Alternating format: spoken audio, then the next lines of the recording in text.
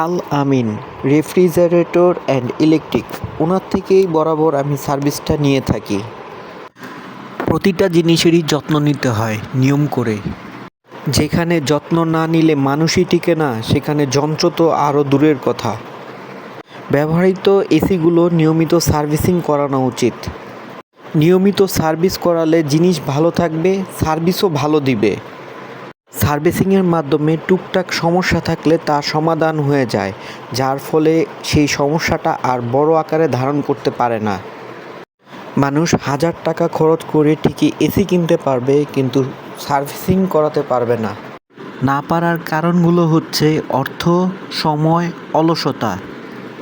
এর মধ্যে আমি ব্যতিক্রম না। অর্থ আর সময় এই দুইটা একত্রে করাটা একটু কষ্টকর হয়ে যায়।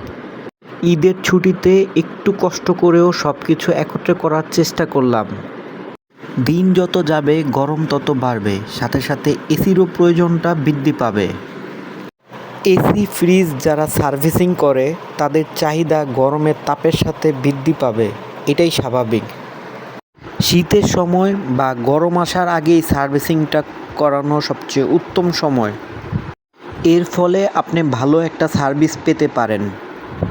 আর কেমন সার্ভিস পাবেন তা সম্পূর্ণ নির্ভর করছে কার থেকে সার্ভিসটা নিচ্ছেন। আল Amin refrigerator and electric, owner থেকেই বরাবর আমি সার্ভিসটা নিয়ে থাকি।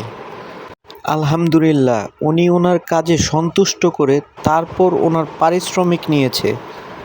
ঢাকার আশেপাশে যারা আছেন, এসি সংক্রান্ত কোনো কাজ প্রয়োজন হলে আল আমিন ভাইয়ের সাথে যোগাযোগ করলে আশা করি ভালো একটা সার্ভিস পাবেন।